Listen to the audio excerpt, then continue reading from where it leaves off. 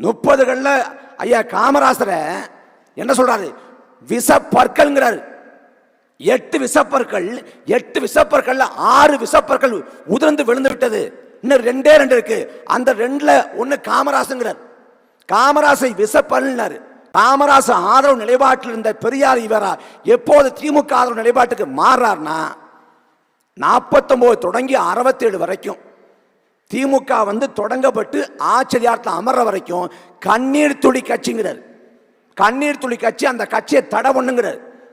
ஆனா 67 ஆட்சியை பிடித்த அண்ணா இதே திருச்சிக்கு பெரியார் இவரை பார்த்து அண்ணா கருணாநிதி போன்றவங்க இந்த ஆட்சியே உங்களுக்கு தான் சமர்ப்பிக்கிறோம் அப்படின்னு சொன்ன உடனே அது வரைக்கும் இருந்த அகந்த கபடியே நீர்த்து போய் கண்ணீர் துளி கட்சி என்று பேசியவர் திமுக ஆதரவு நிலைப்பாட்டுக்கு மாறுறாரு.